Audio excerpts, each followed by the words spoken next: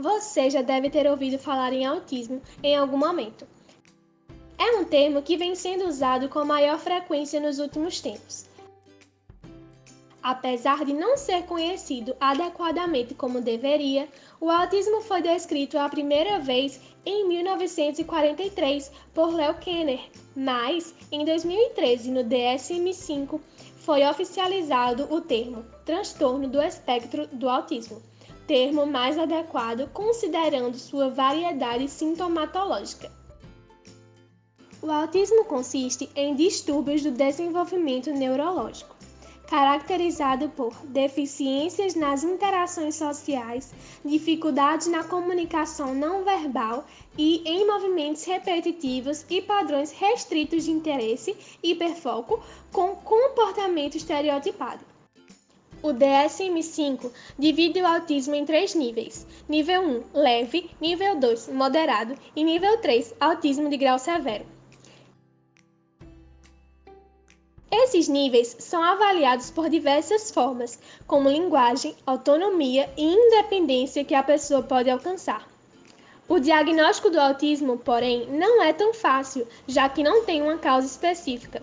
O que se sabe é que sua origem é determinada por múltiplos fatores que se encontram relacionados a 3 tipos de eventos: disfunção no período crítico do desenvolvimento cerebral, vulnerabilidades ou estressores ambientais e anormalidades cromossômicas, gênicas ou alterações em estruturas encefálicas. No autismo, são importantes intervenções direcionadas aos sintomas característicos desse transtorno. Intervenções são todas as medidas que a gente toma para melhorar a qualidade de vida de crianças, adolescentes e adultos do espectro do autismo, desde terapias, adaptações na escola, estratégias que os pais aplicam em casa. Essas intervenções se baseiam na neuroplasticidade que todos nós temos e que é a capacidade que o nosso cérebro tem de se modificar diante dos estímulos do ambiente. Então, quanto mais nova essa criança, maior é essa capacidade. Mas a neuroplasticidade acontece durante toda a vida. Daí a importância de intervenções individuais e adequadas para cada fase do desenvolvimento: crianças, adolescentes e adultos. Mas vamos saber um pouco mais sobre a intervenção que realizamos nessa pesquisa.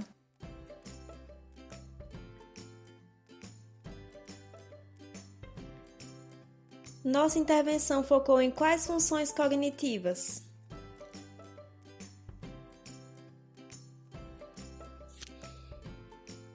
É bem conhecido o impacto das alterações nas habilidades sociais enfrentado por indivíduos com autismo, podendo apresentar dificuldades na comunicação social e no reconhecimento e regulação de expressões emocionais, falhas na inibição de pensamentos desadaptativos e no processamento do olhar, indicando comprometimentos na cognição social. Calma, vamos desacelerar um pouco. Vou explicar o que é a cognição social e por que ela é tão importante. A cognição social é um processo neurobiológico que orienta o comportamento diante de outros seres humanos, identificando, interpretando as informações sociais percebidas e adequando o comportamento em cada contexto específico. Um exemplo de comportamento inadequado seria rir quando uma pessoa está com dor, por não conseguir identificar o que ela está sentindo.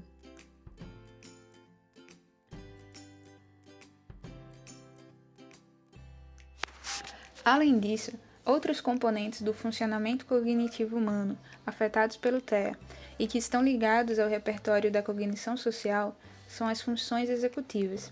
Pois é, esse conceito é muito importante também para a nossa adaptação social, e vou te falar um pouquinho sobre ele. As funções executivas são um conjunto de habilidades integradas que permitem direcionar o comportamento a metas, avaliando sua eficiência e adequação, e adquirindo estratégias mais eficientes, no sentido de resolver problemas a curto, médio e longo prazo.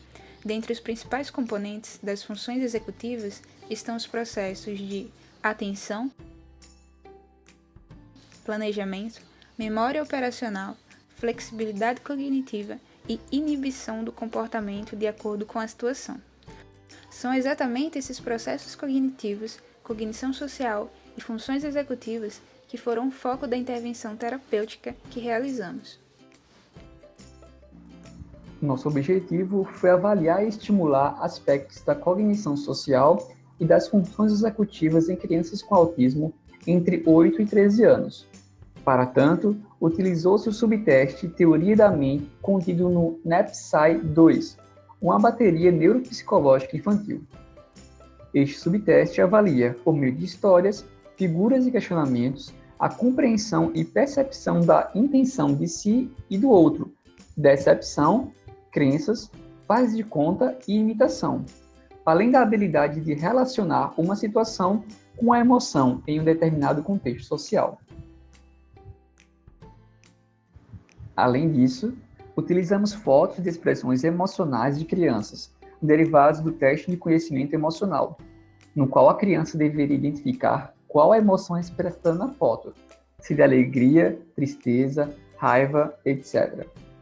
Para a avaliação das funções executivas, nós aplicamos o subteste Dígitos da Escala de Inteligência Wechsler 4 para avaliar o componente da memória operacional, o teste das trilhas que mensura a atenção concentrada e difusa e flexibilidade cognitiva, o teste do labirinto, em que o participante devia encontrar a saída do labirinto, e jogo dos 7 erros, que avalia o funcionamento executivo de forma global. Nele, as crianças deviam procurar a diferença entre as figuras.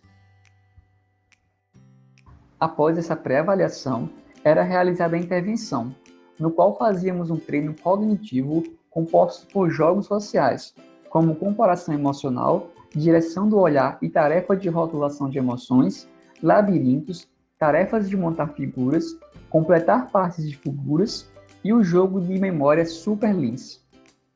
O treino cognitivo tinha duração de 30 minutos ao longo de 5 dias consecutivos, sendo realizada de segunda a sexta, com diferentes níveis de dificuldades apresentados durante as sessões. Após a intervenção, as crianças desempenhavam novamente os mesmos testes que fizeram na pré-avaliação. Os resultados do estudo apontam para uma evolução significativa nos scores dos pós-testes em comparação com os dos pré-teste, significando uma melhora nas funções cognitivas e principalmente na cognição social dessas crianças em função do treino cognitivo.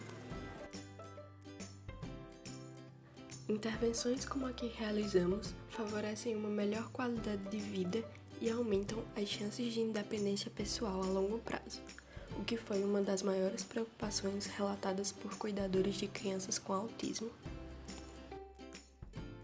Além disso, foi notável o papel essencial da avaliação neuropsicológica na avaliação de alterações cognitivas e comportamentais, e no mapeamento de pontos fortes e estratégias apresentadas pelas crianças, contribuindo para intervenções mais efetivas no tratamento do autismo.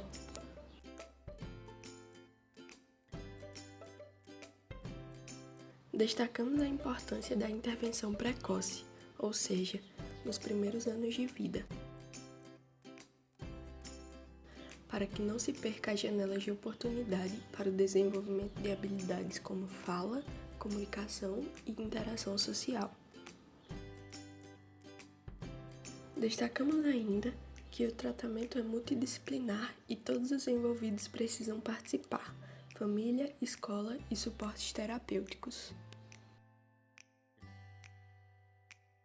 Para nós, que fizemos parte desse projeto, ficaram muitos aprendizados, onde podíamos conversar e conhecer um pouco a individualidade de cada criança, conhecer mais sobre a avaliação e intervenções no tratamento do espectro autista e a escuta das vivências e possíveis dificuldades dos cuidadores, que também precisam ser acolhidos. Era uma satisfação imensa ver os resultados positivos alcançados pelas crianças durante a pesquisa. Oi, gente, eu me chamo Jéssica Santana e como vocês viram no vídeo, a minha tese de doutorado foi sobre os efeitos da estimulação transcraniana por corrente contínua em sintomas relacionados com dificuldades nas interações sociais e nas funções executivas de crianças com transtorno do espectro autista. Bom, e hoje eu gostaria de compartilhar com vocês o que me levou a investigar sobre isso no meu doutorado. Bom, desde a minha formação em psicologia, eu sempre tive muito interesse na área da neuropsicologia, principalmente em estudos relacionados a transtornos neuropsiquiátricos, transtornos do neurodesenvolvimento. Sempre me chamou a atenção, principalmente dentre esses transtornos, aqueles em que era muito presente, era muito forte a presença de dificuldades em interações sociais, a exemplo da esquizofrenia e do próprio transtorno do espectro autista. Bom, então esse interesse foi fermentando e cada vez mais eu fui tendo uma afinidade com a literatura sobre o transtorno do espectro autista. Então, no momento de pensar, de planejar o meu estudo, eu já tinha certeza que gostaria de investigar algo que pudesse de alguma forma auxiliar ou melhorar a qualidade de vida dessa população. Tá? E até influenciada também por muitos estudos, muitas pesquisas em que eu já colaborei de alguma forma, utilizando a técnica de estimulação transcraniana por corrente contínua e tendo também me aprofundado na literatura de pesquisas que foram realizadas em outros países, utilizando essa técnica com pessoas do espectro autista. Bom, e com a realização dessa pesquisa, nós obtivemos alguns resultados bem interessantes. Por exemplo, a melhora que nós observamos com a utilização dessa técnica em habilidades, por exemplo, de reconhecimento das emoções do outro, pelas crianças com autismo. Isso foi bem interessante e também foi muito importante para nós que participamos dessa pesquisa, quando um pai ou uma mãe chegavam dizendo que tinham notado alguma diferença no comportamento dessa criança, ou que ela estava com uma atenção maior, ou que enquanto ela estava animada em participar da nossa pesquisa, isso foi muito enriquecedor. Enriquecedor no sentido de nos fazer compreender melhor como a criança com autismo enxerga esse mundo, como ela age sobre esse mundo. Então, contribuiu muito para a minha formação enquanto professora, pesquisadora e psicóloga. Então, eu só tenho a agradecer ao pai, à mãe, que tiveram a disponibilidade de levar o seu filho para participar dessa pesquisa, pela confiança. Agradecer aos profissionais e às instituições que abriram suas portas também para que a gente pudesse realizar essa pesquisa. E, finalmente, agradecer a minha equipe de extensionistas que me auxiliou muito. Sem eles eu não teria conseguido realizar essa pesquisa. Então, muito obrigada a Gabriela, a Luciano, a Maria Vitória, a Beatriz, a Isadora, a Letícia, a Eveline também, que colaborou muito. Acredito que posso falar por todos o quanto essa experiência foi enriquecedora. Muito obrigada e até a próxima.